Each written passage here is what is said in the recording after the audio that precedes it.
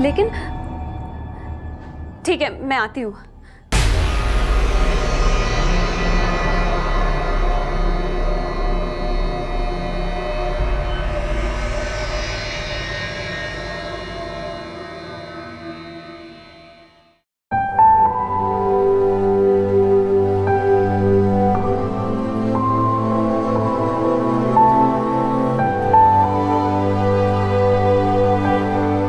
देखो ऋतु, वैसे तो हम एक दूसरे को जानते हैं, लेकिन एक नई शुरुआत के लिए फिर से अजनबी बन जाएं।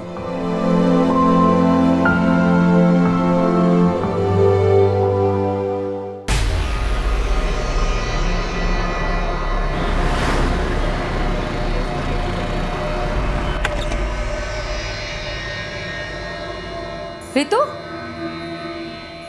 इतनी जल्दी में कहाँ जा रही हो बेटा? सब ठीक तो है ना बेटा? जी मम्मी जी, सब ठीक है। वो मैं मार्केट जा रही थी। अकेले जा रही हो?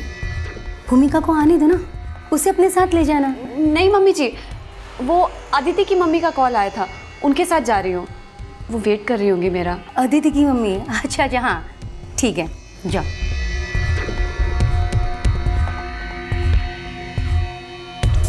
हाय भाभी। अरे अजीब है, देखा भी नहीं। हेलो, घर पहुंच गई? हाँ, पर ये जो तुम्हारी सो कॉल्ड रितु दीदी है ना, आजकल बहुत एटीट्यूड दिखाने लगी है। मेरी सो कॉल्ड रितु दीदी तुम्हारी भाभी भी तो है, और रहा उनका एटीट्यूड तो उसका टेंशन ना लो, मैं हैंडल कर लूंगा। ठीक है?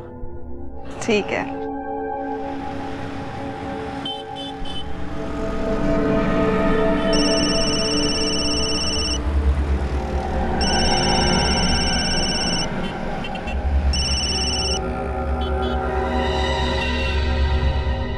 हेलो। हाय ऋतु, मैं कह रहा था कि आज की शाम तुम्हारे नाम शॉपिंग, डिनर और फिर फिल्म का नाइट शो, सिर्फ हम दोनों। क्या कहती हो? हेलो ऋतु, तुम कुछ बोल क्यों नहीं रही हो? सब ठीक है ना? नहीं निशांत, ऐसा कुछ नहीं है, सब ठीक है। तो फिर शाम को रेडी रहना, हमको 7 बजे चलना है, ठीक है? Okay. And I miss you and I love you too. Bye.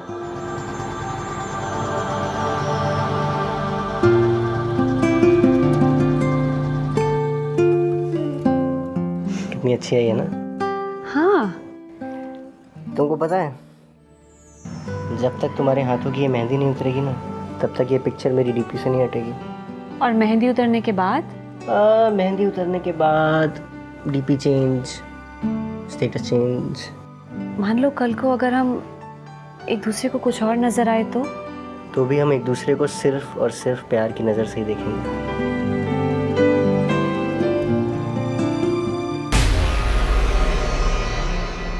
16 जुलाई 2016 को ऋतु वशिष्ठ को आखिरी बार देखा गया और 16 जुलाई की रात ही उसकी गुमशुदगी का केस पुलिस के सामने आया था। लेकिन मौजूदा वक्त में ऋतु कहां जा रही थी, वो किससे मिलने वाली थी? यह इस केस का ऐसा अध्याय था जो बेहद ही नाटकीय अंदाज से लिखा गया था। ऋतु की शादी 1 महीना पहले निशांत वशिष्ठ के साथ हुई थी और यह शादी दोनों की खुशी और रजामंदी से हुई थी। ऋतु एक एजुकेटेड हाउसवाइफ थी और निशांत एक कोचिंग इंस्टीट्यूट में ट्यूटर था। कोचिंग इंस्टीट्यूट के अलावा वो घर पर भी कोचिंग क्लासेस दिया करता था।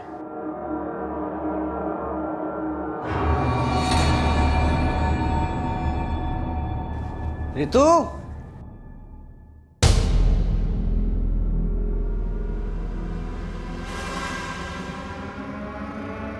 आप जिस नंबर को डायल कर रहे हैं वो इस समय स्विच्ड ऑफ है।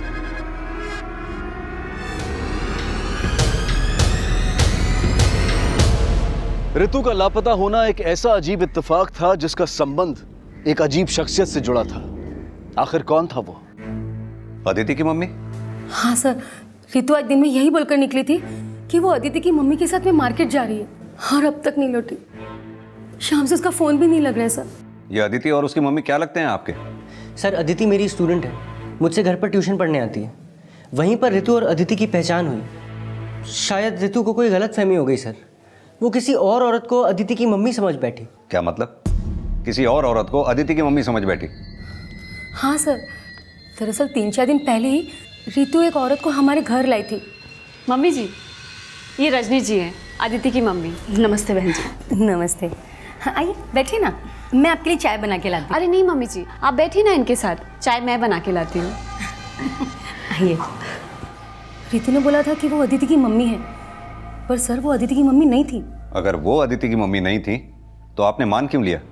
क्या आप अदिति की मम्मी को जानती नहीं है? सर असल में अदिति की मम्मी को मेरे अलावा घर में किसी ने नहीं देखा है, सब अदिति को ही जानते हैं। और जब रितु ने मम्मी से बोला कि ये अदिति की मम्मी है तो मम्मी ने बिलीव कर लिया। और रितु ने मुझसे भी कभी नहीं बोला सर कि वो किसी और औरत को अदिति की मम्मी समझ बैठी थी। अगर वो औरत अदिति की मम्मी नहीं है तो फिर वो औरत है कौन? सर सिर्फ मम्मी ही उस औरत से मिली थी, और जब मम्मी ने बताया कि रितु अदिति की मम्मी के साथ गई है तो मैंने पहले अदिति को फ़ोन किया।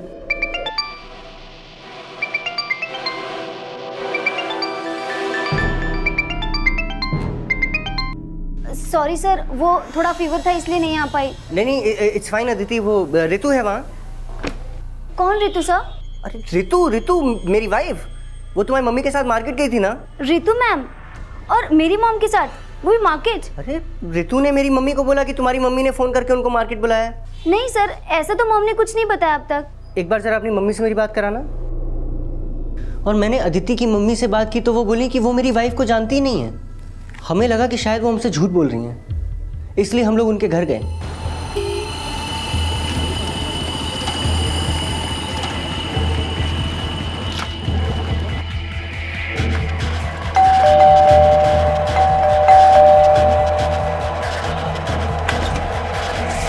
सर आप?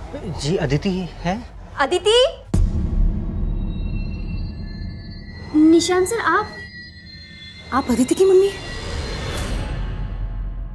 बेटा उस दिन रितु ने तो मुझे किसी और से ही मिलवाया था। ये रजनी जी हैं, अदिति की मम्मी। जिसे रितु की सास अदिति की मम्मी समझ रही थी, असल में वो अदिति की मम्मी थी ही नहीं। तो क्या रितु ने झूठ बोला था या फिर वो किसी गलतफहमी का शिकार हुई थी? ये केस ऐसे कई सवालों से शुरू हुआ था, लेकिन इस केस का सबसे अजीब और रहस्यपूर्ण सवाल ये था कि वो औरत कौन थी जिसे अदिति की मम्मी समझा गया था। और पुलिस को भी यही बताया गया था कि उस औरत को रितु और रितु की सास के अलावा किसी ने नहीं देखा था। आर यू श्योर कि रितु ने उस औरत को अदिति की मम्मी ही बताया था? हाँ सर, मैं झूठ क्यों बोलूँगी? खुद रितु ने मुझसे कहा था कि वो औरत अदिति की मम्मी है। कितने बजे घर से निकली थी रितु? दोपहर को लगभग 2:30 बजे करीब निकली थी। और हाँ सर, रितु ने मुझसे ये भी कहा था कि वो अदिति की मम्मी का कॉल आया था, उनके साथ जा रही हूँ।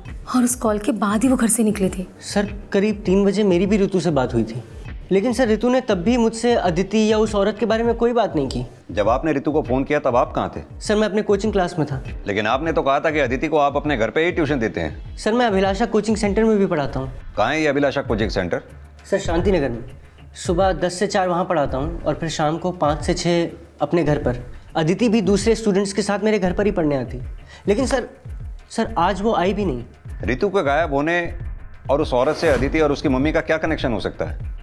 सर मुझे तो खुद कुछ भी समझ में नहीं आ रहा है सर, मगर सर मुझे बहुत डर लग रहा है कहीं उस औरत की वजह से मेरी रितु किसी मुसीबत में ना हो। सर अनुज, पता करो रितु का फ़ोन कब और कहाँ पर बंद हुआ, उसके कॉल रिकॉर्ड्स भी चेक करो। अगर उस औरत ने रितु को फ़ोन किया होगा तो रितु के कॉल रिकॉर्ड्स में उसका नंबर ज़रूर आया होगा। आप उस औरत का स्केच बनवा सकती हैं? जी सर।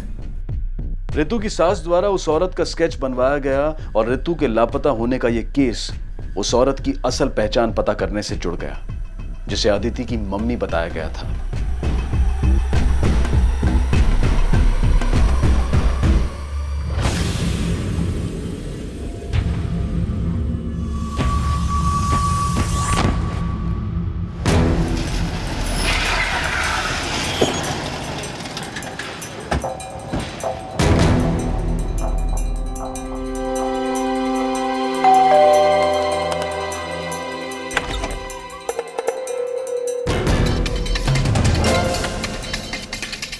हम नहीं जानते ये कौन है। बेकार में हमें परेशान क्यों किया जा रहा है? आपको परेशान नहीं कर रहे, बल्कि रितु के हस्बैंड और उसकी मदर इन लॉ की बात कंफर्म करने के लिए यहाँ आए। माना कि आप रितु से कभी नहीं मिली, लेकिन अदिति तुम निशांत के घर पिछले 7 महीने से ट्यूशन पढ़ने जा रही हो। रितु को कितना जानती थी जो रितु ने इस औरत को अपनी सास से तुम्हारी मम्मी कहकर मिलवाया? सर निशांत सर की शादी के कुछ ही दिनों बाद सर ने अपने स्टूडेंट्स और कलीग्स के लिए एक पार्टी रखी थी। वहीं पहली बार मैं रितु मैम से मिली थी। Congratulations. We wish you a very happy married life. Thank you. तब से रितु मैम से कभी कभार बातें हो जाती थी, पर हम सिर्फ घर में ही मिलते थे, बाहर हम नहीं मिलते थे, और ना ही मेरे पास उनका नंबर है। आई डोंट नो कि वो क्यों मिसअंडरस्टैंड कर रही है कि ये लेडी को मेरी मॉम कह रही है।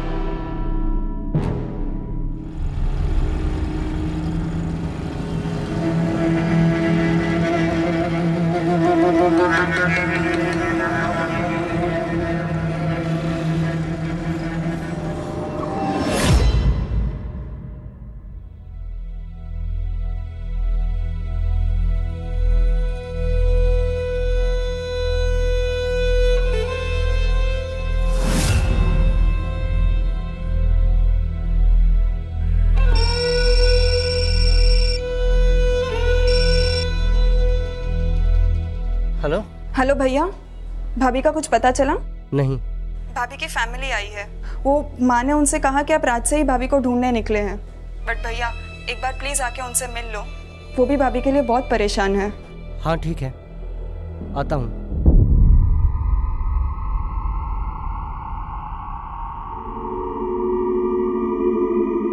भगवान पे भरोसा रखो समदन जी। लेकिन समदन जी, आपको ऐसा तो नहीं लग रहा कि रितु ने आपसे झूठ बोला है? कैसी बातें कर रहे हैं आप? मुझे तो रितु पे पूरा भरोसा है, बल्कि हमें तो ये लग रहा है कि उस औरत ने रितु से झूठ बोला होगा। लेकिन मौसी जी, वो लेडी कौन हो सकती है जिसकी वजह से कल रात से रितु दी घर नहीं आई है? वो जो कोई भी हो प्रतीक, मुझे तो लगता है कि ये सब जरूर उस अदिति और अदिति की मम्मी की कोई चाल है।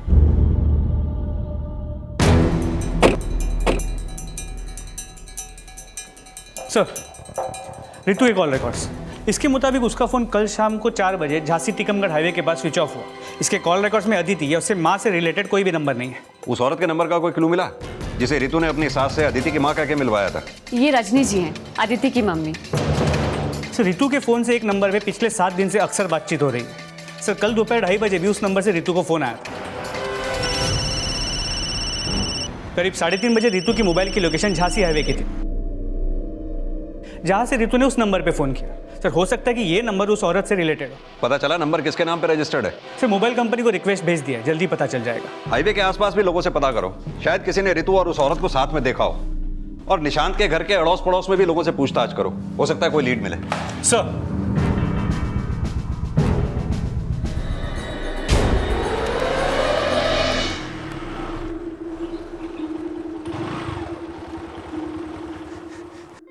जिया जी, कुछ दिति का पता चला क्या? प्रतीक, अगर कुछ पता चला होता ना तो मैं अकेला नहीं लौटता।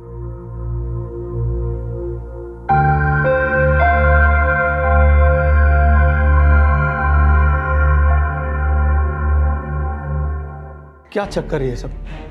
तुम्हें कुछ तो अंदाजा होगा ना? पापा, मुझे खुद कुछ भी समझ में नहीं आ रहा है। न जाने रितु ने उस औरत पे कैसे विश्वास कर लिया। और मम्मी, रितु को घर पे आए हुए भी कुछ ही दिन हुए हैं, आपने कैसे उस औरत पे विश्वास कर लिया? मानती हूँ कि मुझसे भूल हुई, मगर मुझे नहीं पता था कि रितु ने तुम्हें भी नहीं बताया कि वो उस औरत से अदिति की मम्मी समझकर मिल रही थी। बेटा, रितु से जरूर कोई भूल हुई होगी, उसे प्लीज गलत मत समझना। नहीं नहीं मम्मी, मैं उसको गलत नहीं समझ रहा हूँ। पापा, मुझे सच में बहुत डर लग रहा है, कहीं रितु के साथ कुछ। रितु के साथ क्या हुआ होगा, वो अब कहाँ होगी, ये रहस्य फिलहाल उस औरत की पहचान के भरोसे था जिसे अदिति की मम्मी की झूठी पहचान दी गई। लेकिन रितु के ससुराल और अदिति के घर से लेकर रितु के मोबाइल की आखिरी लोकेशन तक उस औरत की पहचान का कोई भी सिरा जुड़ता नजर नहीं आ रहा था। और जिस मोबाइल नंबर को उस औरत तक पहुंचने का जरिया समझा जा रहा था, उसका परिणाम भी शून्य था। सर, वो नंबर फेक आईडी पे 7 दिन पहले एक्टिवेट किया गया है और उस नंबर से सिर्फ रितु को फोन किया गया है। यानी कि उस नंबर का इस्तेमाल रितु के खिलाफ साजिश रचने में हुआ। ये अदिति और उसकी मम्मी का कनेक्शन उस औरत या उस नंबर से कोई है क्या? नहीं सर, उस औरत को लेकर अब तक हमारे पास कोई भी लीड नहीं है। हमारे पास ऐसा कोई भी विटनेस नहीं है जिसने उस औरत को देखा हो या उसे पहचानता हो। अनुज, ये औरत अभी हमारे पास एक स्केच के अलावा और कुछ भी नहीं, और इस औरत को शक्ल दी है रितु की सास ने। कहीं ऐसा तो नहीं इस औरत का कोई अस्तित्व भी ना हो? सर मतलब आप कहना चाहते कि रितु की सास ने हमसे झूठ बोला और रितु को गायब करने में उसी का हाथ है? हो सकता है। रितु 1 महीना पहले निशांत से शादी करके इनके घर में आई। एक नई नवेली दुल्हन को गायब करने की वजह दहेज से लेकर कुछ भी हो सकती है। शायद रितु को गायब करने के लिए ऐसी साजिश रची गई जिसमें अपराधी को ऐसी शक्ल दी गई जिसका कोई नाम नहीं, कोई पहचान नहीं। पुलिस अब इस थ्योरी पर काम करने लगी कि कहीं रितु का गायब होना रितु के ससुराल वालों की साजिश तो नहीं, जिसकी इन्वेस्टिगेशन में रितु और निशांत की शादी का वो अध्याय खुलने लगा जिसमें एक तरफ रितु की शादी के बाद से रितु के निशांत और उसके परिवार से संबंध खंगाले जाने लगे और वहीं दूसरी तरफ रितु के परिवार से भी रितु की शादीशुदा जिंदगी और निशांत रितु के आपसी रिश्ते से जुड़े सवाल पूछे जाने लगे। सर मुझे नहीं लगता कि रितु के ससुराल में किसी के साथ भी किसी तरह का कोई मनमुटाव था। हो सकता है कोई ऐसी बात हो जो आप लोगों के कानों तक पहुंची ही ना हो। मेरा मतलब शादी के बाद रितु से कोई ऐसी मांग की गई हो जो वो आप लोगों को बता ही ना पाई हो। सर निशांत और उसकी मम्मी ने तो शादी से पहले भी कोई मांग नहीं रखी थी और इसीलिए हमने मतलब शादी के बाद बिना मांगे बहुत कुछ दिया था सर। और अगर ऐसी कोई बात होती तो रितु हमसे शेयर करती सर। और सर रितु तो निशांत जी और उसकी सास की तारीफ करते हुए नहीं थकती थी। वो वहाँ पे बहुत खुश थी, लेकिन पता नहीं इसकी खुशियों को किसकी नजर लग गई। निशांत और उसके घर वालों को कब से जानते हैं आप लोग? सर 10 साल पहले तक तो वो हमारे पड़ोसी थे, लेकिन निशांत के डैडी के डेथ के बाद वो लोग शिफ्ट कर गए। सर मैं रितु के लिए लड़का तलाश रहा था, उसी समय मेरी मुलाकात निशांत से हुई। बस मुझे लगा मेरी तलाश खत्म। ये लड़का सर 10वीं पास करने के बाद घर पे ही ट्यूशन लेता था सर। अपनी पढ़ाई के साथ साथ अपने पूरे परिवार की जिम्मेदारी भी निभाता था। बस सर मैंने उसकी माँ से बात की और शादी तय हो गई। राजेश जी, मेरी और आप लोगों की हाँ तो है, लेकिन शादी तो रितु और निशांत को करनी है, इसलिए फैसला इन्हीं लोगों पे छोड़ा जाए तो अच्छा है। जी बिल्कुल। वैसे तो दोनों बचपन में स्कूल में एक साथ पढ़ते थे, लेकिन इस बात को बीते काफ़ी अरसा हो गया, तो क्यों नहीं इन दोनों को एक साथ बात करने का अकेले मौका दे दिया जाए। जी जरूर।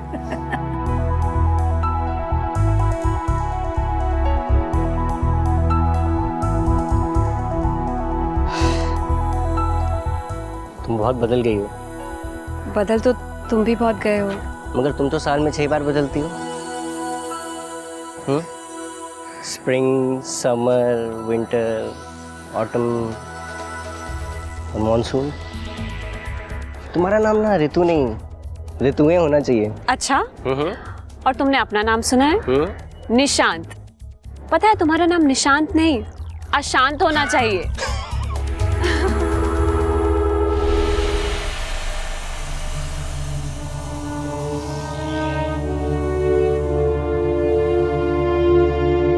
अफसाने भी बदलते हैं बदलते वक्त के साथ।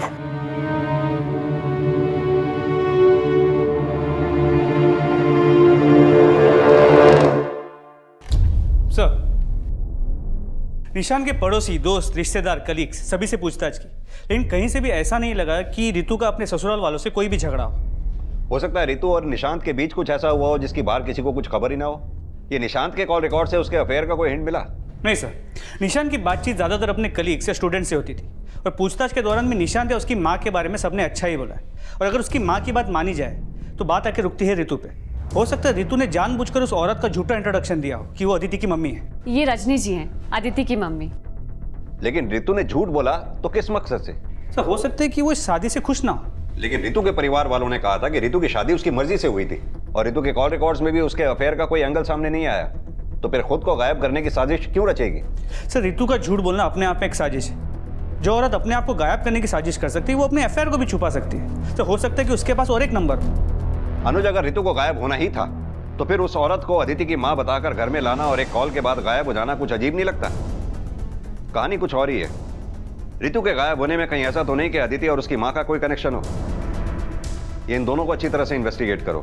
ये रितु और निशांत की जिंदगी से जुड़े हर आदमी को अच्छी तरह से खंगालो। हो सकता है कोई ऐसा हो जो रितु और निशांत की जिंदगी से ना खुश हो। हमें हर पॉसिबिलिटी को अच्छी तरह से खंगालना होगा। जी सर। पिछली बार मैंने घाटे का सौदा किया, लेकिन इस बार नहीं। तुम्हारे ससुराल वालों को तुम्हारा सच पता चल गया तो पता है ना क्या होगा। मम्मी, आप और भैया सिर्फ यही क्यों मान रहे हो कि भाभी को गलत फहमी हुई होगी कि वो औरत अदिति की मम्मी है? ऐसा भी तो हो सकता है ना कि शायद भाभी ने आपसे झूठ बोला हो। तू कहना क्या चाहती है? वो भला मुझसे झूठ क्यों कहेगी? अब ये तो सिर्फ भाभी ही जाने कि वो आपसे झूठ क्यों बोल रही है, लेकिन हो सकता है ना कि शायद भाभी को भैया से शादी ही ना करनी हो और इसी होगा बस कर, इसके आगे कुछ कहा ना तो।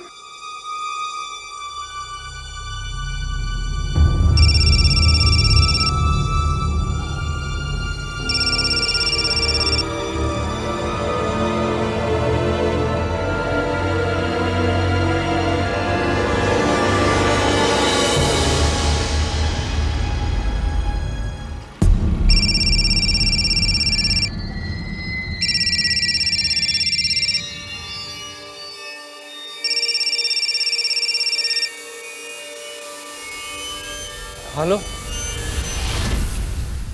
प्लीज़ जूही, तू वो सारी बातें किसी को मत बताना। अगर ये सारी बातें सामने आ गई तो मेरी मॉम मेरा जीना मुश्किल कर देगी। अदिति, तो कुछ और तो नहीं छिपा रही ना मुझसे? नहीं जूही, मैं और कुछ नहीं छुपा रही हूँ। सर मैं आपसे कुछ भी नहीं छुपा रहा हूँ। मेरे और ऋतु के बीच में कोई भी प्रॉब्लम नहीं थी। हो सकता है ऋतु आपसे कुछ छुपा रही हो। क्या आपको ऋतु पे शक नहीं हो रहा? कैसा शक? यही कि ऋतु की बातों से कभी आपको ऐसा लगा हो कि उसके पास या प्रेजेंट में किसी के साथ उसका कोई अफेयर रहा हो? अफेयर? नहीं सर, मुझे नहीं लगता ऋतु का कोई भी अफेयर रहा होगा। सर जरूर मेरी ऋतु किसी कॉन्स्पिरेसी का शिकार हुई है। और ये कॉन्स्पिरेसी उस औरत से जुड़ी है जिसके बारे में कोई नहीं जानता। आपको नहीं लगता कि ऋतु ने आपकी माँ से उस औरत के बारे में झूठ बोला हो? सर मुझे लगता है कि ऋतु पे शक करने की बजाय आपको ये पता करना चाहिए कि वो औरत कौन है जिसकी वजह से मेरी ऋतु पिछले 7 दिन से गायब है।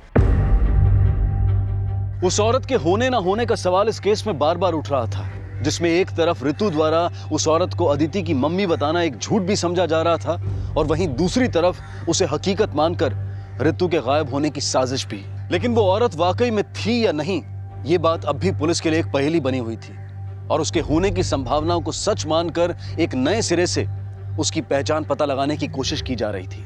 सर उस औरत के स्केच को आसपास के सभी पुलिस स्टेशन में भेज दिया है, लेकिन ना उसके बारे में कोई लीड मिल पा रही है और ना उसका चेहरा किसी भी क्रिमिनल से मैच करता है। अपने इन्फॉर्मर्स के नेटवर्क को अलर्ट करो।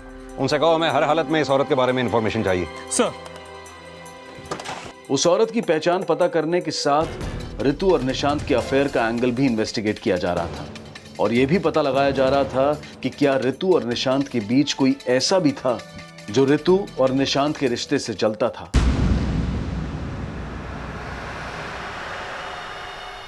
लेकिन जल्द ही कुछ नए समीकरण सामने आए जिनका कनेक्शन अदिति की मम्मी के साथ नहीं बल्कि अदिति से जुड़ा था।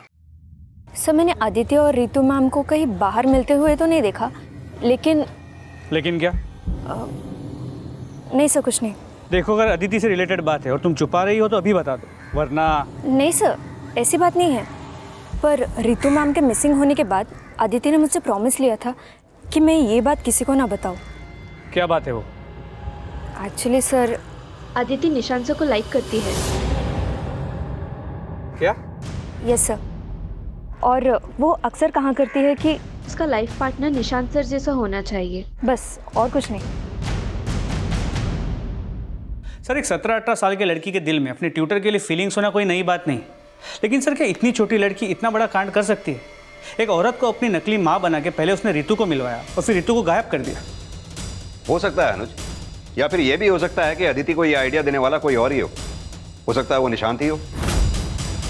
इस निशांत को थाने बुलाओ और तुम जाकर जरा अदिति से पूछताछ करो। सर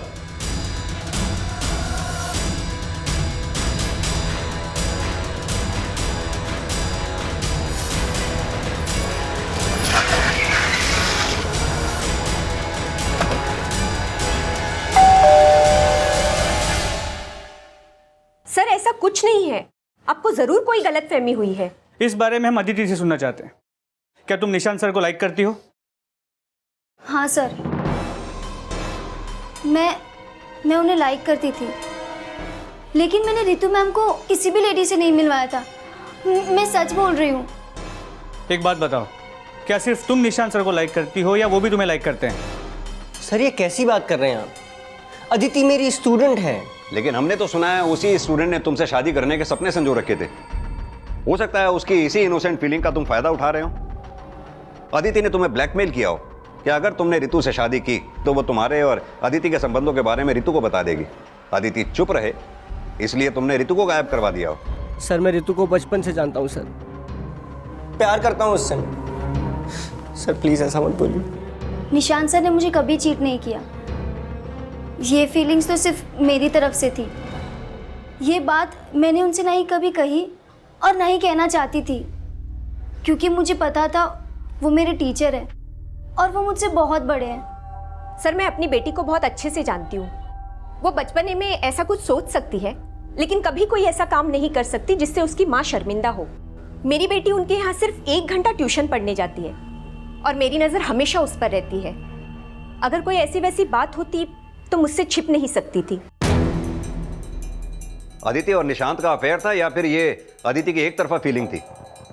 इन सब बातों में ऋतु के गायब होने का कनेक्शन हो सकता है, लेकिन सबसे बड़ा सवाल, इस स्केच वाली लेडी का ऋतु के गायब होने में क्या कनेक्शन है जिसे ऋतु अदिति की मां समझ रही थी?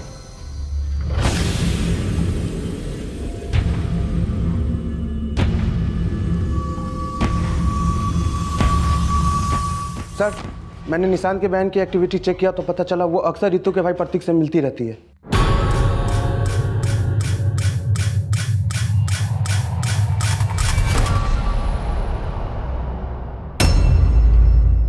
यानी प्रतीक और भूमिका का अफेयर चल रहा था।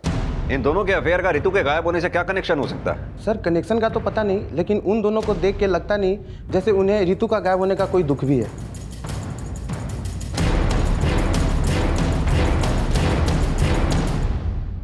जी सर, मुझे और ऋतु को पता था कि भूमिका और प्रतीक का अफेयर चल रहा है। आपके कस्टम में आपकी बहन की शादी आपके साले से की जा सकती है? जी सर, लेकिन ऋतु नहीं चाहती थी कि भूमिका और प्रतीक की शादी हो। वो तो उनको मिलने से भी मना करती थी। तुम दोनों समझ क्यों नहीं रहे हो? देखो, अब से तुम दोनों अकेले में बिल्कुल नहीं मिलोगे, सिर्फ और सिर्फ अपनी पढ़ाई पे ध्यान दोगे। पर दीदी हम पढ़ाई पे तो ध्यान दे ही रहे हैं ना। प्रतीक मुझसे बहस मत करो, मैं जितना कह रही हूँ उतना सुनो, वरना मुझे निशांत की मम्मी और हमारे मम्मी पापा से बात करनी पड़ेगी, और तुम्हें अच्छे से पता है वो कैसे रिएक्ट करेंगे। हमने प्रतीक और भूमिका के बारे में पता किया। हमें नहीं लगता कि प्रतीक और भूमिका ने ऋतु की बातों को सीरियसली लिया हो। सर भूमिका ने तो मुझे प्रॉमिस किया था कि वो अब प्रतीक से कभी नहीं मिलेगी, लेकिन प्रतीक सर अपने तरीके से ही सोचता है। कहीं ये तरीका ऋतु के गायब होने से तो नहीं जुड़ा? नहीं सर, ऋतु उसकी बहन है। इन सब बातों का उसके गायब होने से कोई लेना देना नहीं हो सकता। ऋतु को गायब करने वाला इनमें से कोई भी हो सकता है। अब सवाल यह है कि ऋतु को गायब करने में इस औरत का हाथ है या इस केस से फिर इस औरत का कोई लेना देना ही नहीं। ऋतु पिछले 11 दिनों से गायब है। मुझे तो उसके गायब होने में अब सिर्फ 2 ही पॉसिबिलिटीज नजर आती हैं, या तो ऋतु खुद कहीं भाग गई या फिर किसी अपराध का शिकार हो गई। एक काम करो, ऋतु के गायब होने से पहले के प्रतीक और भूमिका की एक्टिविटीज चेक करो, उनके कॉल रिकॉर्ड स्टडी करो। हो सकता है इस औरत को ऋतु से मिलवाने में भूमिका और प्रतीक का ही हाथ हो। सर, उस औरत का पता लगाने के साथ साथ ऋतु के गायब होने को उसकी हत्या से जोड़कर पुलिस पिछले दिनों मिली अनआइडेंटिफाइड डेड बॉडीज को भी चेक कर रही थी, और साथ ही यह भी पता लगाया जा रहा था कि कहीं ऋतु का गायब होना ह्यूमन ट्रैफिकिंग से तो नहीं जुड़ा है। लेकिन फिलहाल ऋतु के बारे में पुलिस के पास कोई सुराग नहीं था, लेकिन जल्द ही मिली एक सूचना से इस केस में एक नया मोड़ आ गया। सर, वो फेक आईडी का नंबर जिससे ऋतु को फोन किया गया था अभी अभी झांसी टिकमगढ़ हाईवे के पास स्विच ऑन हुआ है, और इस नंबर से फिर से एक कॉल किया गया, इस बार ऋतु के भाई प्रतीक को, जिसके बाद ये नंबर फिर से स्विच ऑफ हो गया। जिस जगह पे ये फोन ऑन हुआ है फौरन एक टीम वहां भेजो और ऋतु के भाई प्रतीक का फोन सर्वेलेंस पे डलवाओ। सर,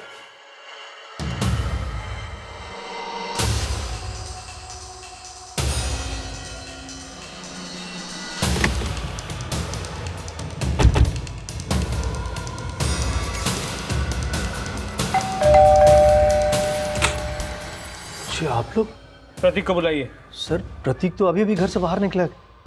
कहाँ गया? सर मालूम नहीं, लेकिन कोई खास वजह सर? सर प्रतीक घर में बिना बताए कहीं चला गया। ठीक है सर, चलो जल्दी।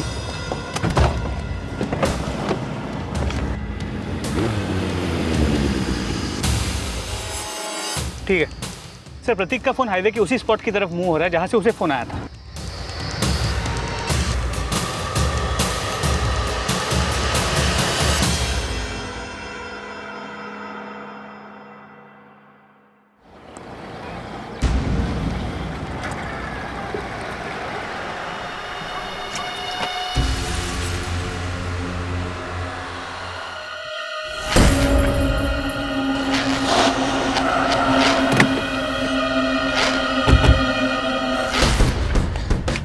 सर अच्छा हुआ आप आ गए, मैं आपके पास ही आ रहा था, वहाँ पे क्लास पड़ी हुई है सर।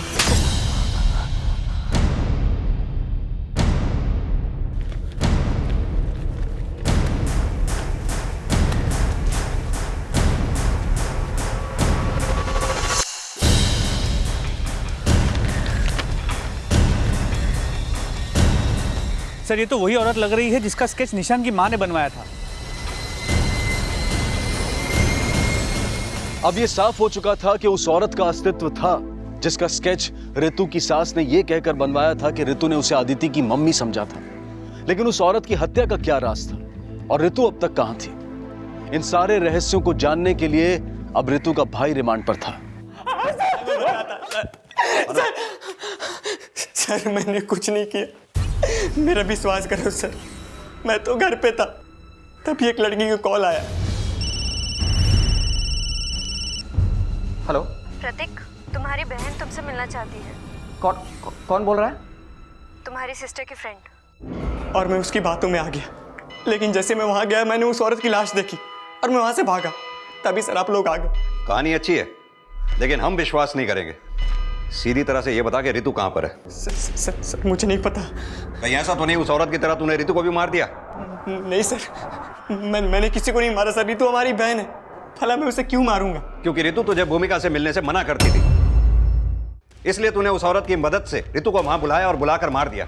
उस औरत की वजह से तू ना फंस जाए, बाद में तूने उस औरत को भी मार दिया। नहीं सर, मैंने किसी को नहीं मारा सर। अनुज, इसकी तब तक पिटाई करते रहो जब तक ये सच ना बोले। सर मेरे बेटे ने ऐसा क्या कर दिया सर जो आपने उसे अरेस्ट कर लिया? आपके बेटे को हमने उस औरत की लाश के साथ अरेस्ट किया है जो ऋतु के साथ अदिति की मां बनकर आई थी, और हमें शक है कि ऋतु को प्रतीक नहीं मारा है। नहीं साहब, ऐसा नहीं हो सकता साहब, उसे जरूर कोई फंसा रहा है। प्लीज साहब उसे छोड़ दीजिए प्लीज। हम उसे ऐसे नहीं छोड़ सकते, आप लोग अभी जा सकते हैं। लेकिन मैंने कहा ना आप लोग अभी जा सकते हैं। भूमिका, तुमसे कुछ पूछताछ करनी है। रश्मि, भूमिका को अंदर लेके आओ। हाँ सर, मैं मानती हूँ कि भाभी के मना करने के बाद भी मैं और प्रतीक एक दूसरे से मिलते थे, लेकिन ना ही प्रतीक ने कुछ किया है और ना ही मैंने। तुमने क्या किया है क्या नहीं किया ये तो हम पता कर ही लेंगे, अभी तो तुम्हें जाने दे रहे हैं, लेकिन हमसे पूछे बगैर ये शहर छोड़कर जाना मत कहीं। पापा, मैंने और ऋतु ने प्रतीक और भूमिका दोनों को समझाया था, लेकिन प्रतीक और भूमिका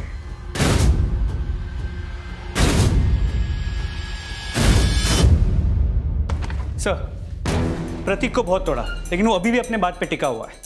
हो सकता है अनुज प्रतीक का इस औरत के मर्डर से कोई लेना देना ही ना हो, क्योंकि वो फेक आईडी वाले नंबर से खुद को कॉल क्यों करवाएगा? हो सकता है ये सच बोल रहा हो। लेकिन सर अगर प्रतीक सच बोल रहा है तो उस औरत को मारा किसने और ऋतु कहाँ गायब है? सर कहीं ऐसा तो नहीं कि उस औरत के मर्डर में ऋतु का ही हाथ हो? कहानी कुछ भी हो सकती है। अब ये कहानी तभी साफ होगी जब इस औरत की पहचान हमारे सामने आएगी। इस औरत के पहचान के नाम पर हमारे पास सिर्फ इसका स्केच ही था, अब फोटो भी है। इस फोटो के जरिए इस औरत को पहचानना अब हमारे लिए आसान होगा। जूही, मैंने तुझे मना किया था ना कि तू ये बात किसी को नहीं बताएगी। तूने मेरा ट्रस्ट तोड़ा। अदिति, पुलिस ने मुझे बहुत फोर्स किया तो मैं डर गई। वैसे भी जब तूने कुछ नहीं किया तो तू क्यों डर रही है? मैं डर नहीं रही हूँ, पता है इसकी वजह से मेरी मॉम ने मुझसे बात तक करना बंद कर दिया है। इट्स ओके अदिति, सब ठीक हो जाएगा।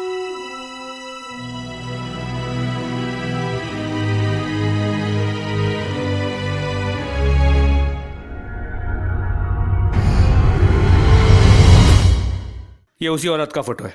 इसकी लाश हमें मिली है झांसी हाईवे, तो झांसी से लेकर टीकमगढ़ तक अपने पूरे नेटवर्क को फैला दो। कैसे भी करके मुझे इस औरत की पूरी इन्फॉर्मेशन चाहिए, जल्द से जल्द।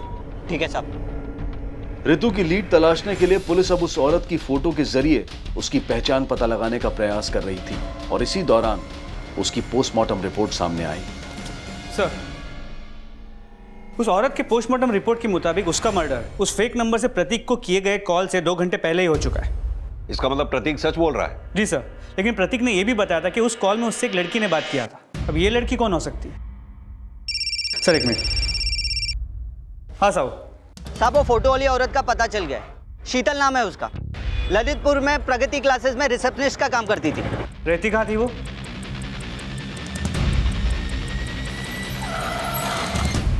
आइए सर। बोल चंदू।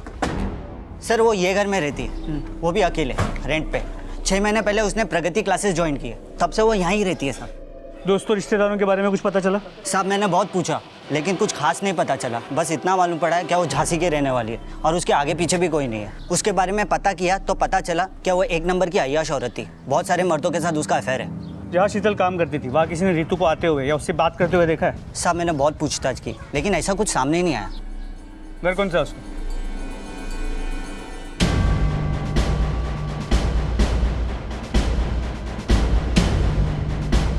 दरवाजा तोड़ो।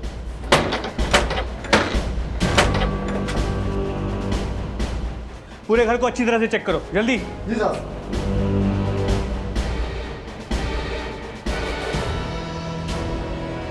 सर यहाँ कुछ नहीं मिला। सर घर में कुछ नहीं मिला, लेकिन मैं यहाँ पूछताछ करवाता हूँ और एक टीम को झांसी भेजता हूँ, शायद कोई लीड मिल जाए। जी सर। आखिरकार उस औरत की पहचान शीतल नाम से हो गई और पुलिस ने जब शीतल का बैकग्राउंड खंगाला तो रितु के खिलाफ रची गई साजिश का पर्दाफाश हो गया। सर, शीतल की पूरी इन्फॉर्मेशन निकाल ली है। 1.5 साल पहले टीकमगढ़ के ब्राइट फ्यूचर कोचिंग क्लासेस में वो रिसेप्शनिस्ट का काम करती थी। उसी दौरान निशान भी वहाँ पढ़ाने जाया करता था और उन दोनों के बीच फ़ोन पे बातें भी हुआ करती थी। सर, उसके करंट कॉल रिकॉर्ड्स को चेक किया तो पता चला 10 दिन पहले उसके नंबर पे जूही के नंबर से एक कॉल किया गया था। ये जूही कौन है? सर, जूही भी अदिति के साथ निशान के घर पे ट्यूशन पढ़ने जाती है।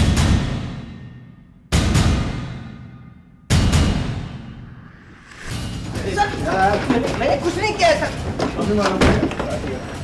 सर, मैंने कुछ नहीं किया। आप लोगों को कोई गलतफहमी हुई है। तूने क्या किया है क्या नहीं किया जूही हमें सब बता चुकी है।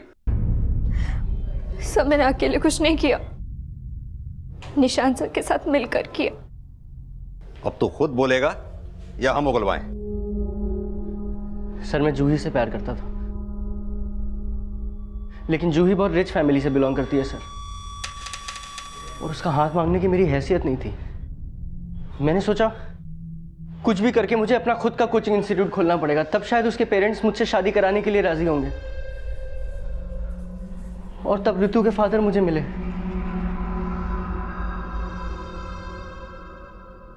और उसके बाद उन्होंने मां से रितु और मेरी शादी के लिए बात की। रितु उनकी इकलौती बेटी थी। मुझे लगा कि वो दहेज देने में कोई कमी नहीं रखेंगे, इसलिए दहेज के लिए मैंने रितु से शादी की।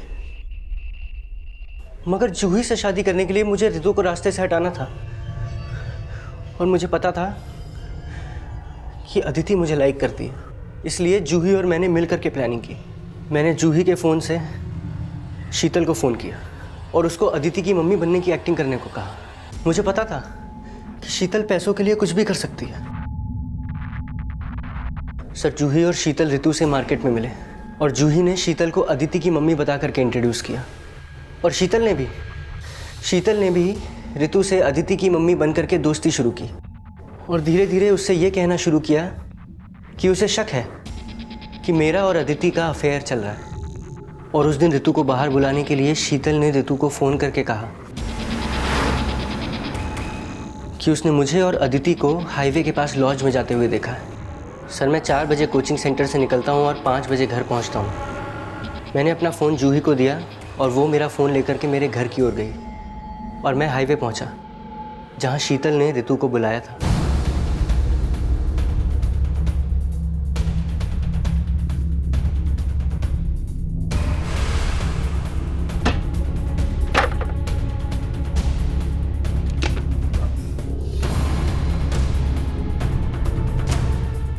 अदिति की मम्मी का इंतजार कर रही हो? निशांत? सॉरी रितु, तुमने एक ऐसी कश्ती में पैर रखा था जिसे एक ना एक दिन डूबना ही था। निशांत?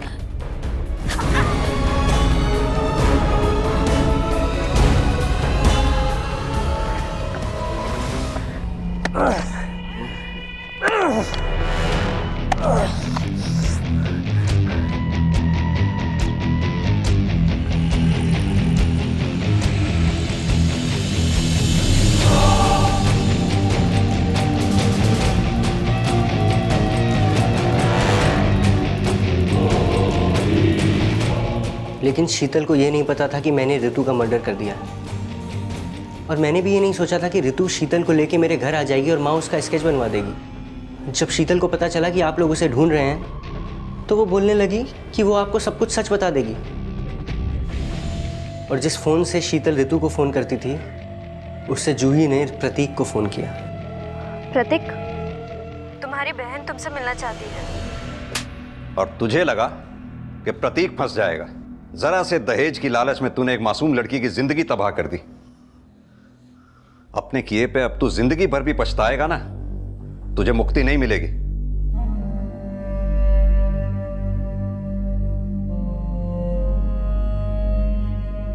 ऋतु और निशांत का रिश्ता सिर्फ पति पत्नी का नहीं था, वो दोनों बचपन के दोस्त भी थे। लेकिन लालची और धोखेबाज इंसान रिश्तों का लिहाज नहीं करते। निशांत ने एक ऐसी साजिश को अंजाम दिया जिसमें ऋतु के विश्वास के साथ ही नहीं बल्कि उसके दिमाग के साथ भी खेला गया। लेकिन अगर ऋतु एक बार भी इन बातों का जिक्र अपने माता पिता से करती तो शायद वो इस बुरे अंजाम से बच सकती थी। किसी भी अनजान व्यक्ति को जाने समझे बिना उसकी हर बात पर यकीन कर लेना और अपनों के साथ अपनी तकलीफ को साझा ना करना हमारी एक ऐसी भूल हो सकती है जिसमें कभी कभी हमें पछताने का मौका भी नहीं मिलता। इसी विचार के साथ मैं अनूप सोनी अब आपसे विदा लेता हूं। फिर मुलाकात होगी अगले एपिसोड में एक और चौंका देने वाले केस के साथ। तब तक अपना और अपने परिवार का ख्याल रखें और देखते रहें क्राइम पेट्रोल डायल 100। सबक एक को सीख हम सबको। जय हिंद।